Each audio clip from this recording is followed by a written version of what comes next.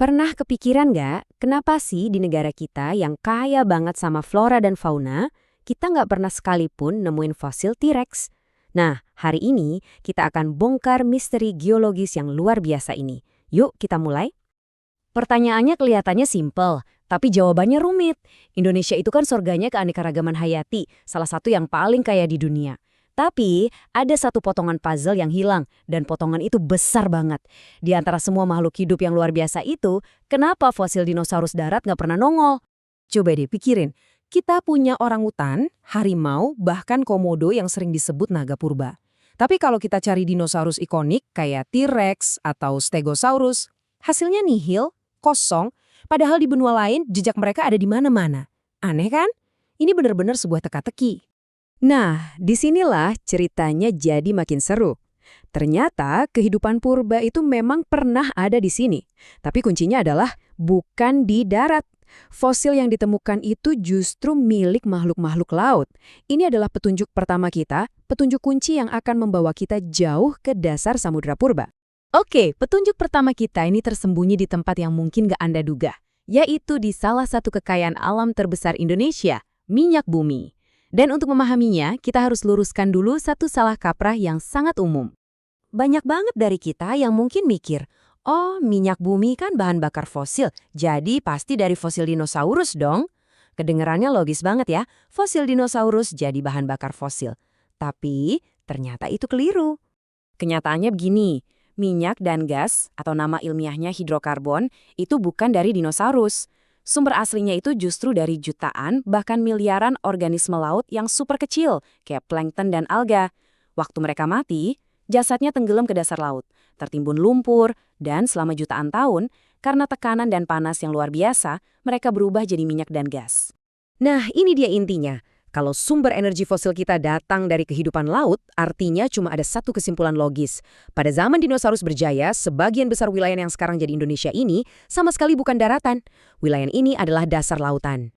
Oke, jadi kalau dulu lautan, pertanyaannya sekarang gimana ceritanya dasar laut ini bisa terangkat dan menjadi kepulauan yang kita tinggali hari ini? Jawabannya ada pada kekuatan alam yang luar biasa dahsyat. Bayangin ada dua raksasa super besar, yaitu lempeng-lempeng tektonik yang bergerak saling bertabrakan. Ini tabrakan paling lambat di dunia, butuh jutaan tahun. Lempeng Indo-Australia menabrak dan menyusup ke bawah lempeng Eurasia. Proses ini namanya subduksi, menciptakan panas dan tekanan yang gila-gilaan sampai mendorong magma naik ke permukaan. Dari dasar laut muncullah gunung-gunung berapi yang akhirnya menjadi cikal bakal pulau-pulau kita. Pulau-pulau sudah mulai terbentuk, tapi ceritanya belum selesai. Justru, babak baru yang sangat menarik akan dimulai berkat sebuah peristiwa global yang kita kenal sebagai zaman es. Selama zaman es, air dalam jumlah masif membeku di kutub. Akibatnya apa? Permukaan air laut di seluruh dunia turun drastis, bisa sampai lebih dari 100 meter. Penurunan ini bikin dasar laut yang tadinya terendam jadi kering, dan tiba-tiba muncullah jembatan darat raksasa. Dan jalan tol darat ini bukan cuma satu, tapi ada dua. Di sebelah barat ada paparan Sunda yang nyambungin daratan Asia ke Sumatera, Jawa, dan Kalimantan. Ini jadi gerbang buat gajah, harimau, dan badak untuk jalan-jalan ke selatan. Di timur ada paparan Sahul yang nyambungin Australia sama Papua. Jadi hewan kayak kasuari dan walabi bisa menyebar. Indonesia tiba-tiba jadi persimpangan dunia. Tapi seperti kata pepatah, semua yang bertemu pasti akan berpisah. Dan justru di momen perpisahan inilah keajaiban evolusi yang paling unik dimulai.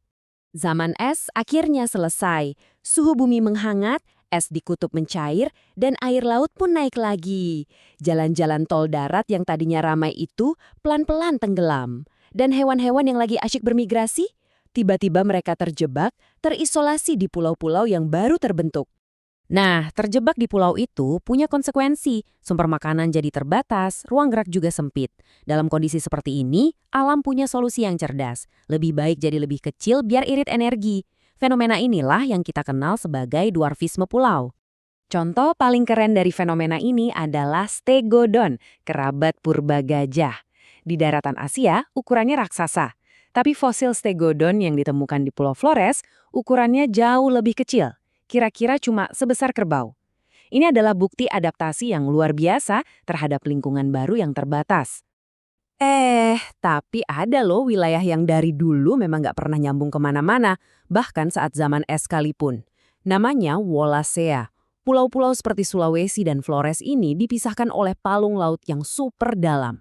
Hasilnya, Wallacea jadi zona tengah-tengah yang aneh, rumah bagi perpaduan unik fauna Asia dan Australia, dan juga makhluk endemik seperti komodo. Oke, panggung geologis dan biologisnya sudah siap. Hewan-hewan sudah menempati rumah mereka. Sekarang, saatnya kita masukkan pemain utama terakhir yang akan mengubah segalanya. Manusia.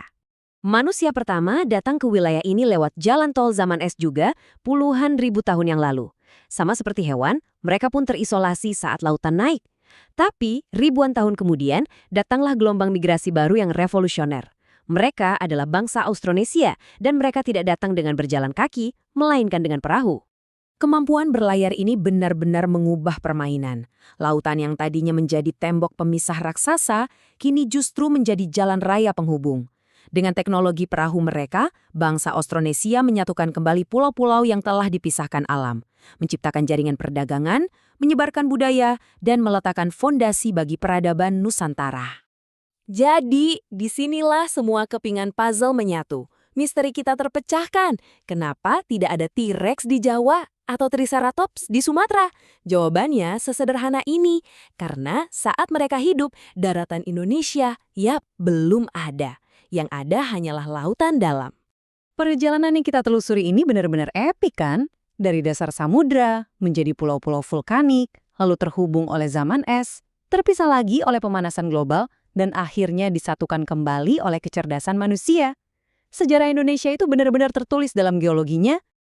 Ini bikin kita berpikir ya, setiap pulau, setiap gunung, setiap garis pantai adalah saksi bisu dari sebuah drama kosmik yang berlangsung jutaan tahun.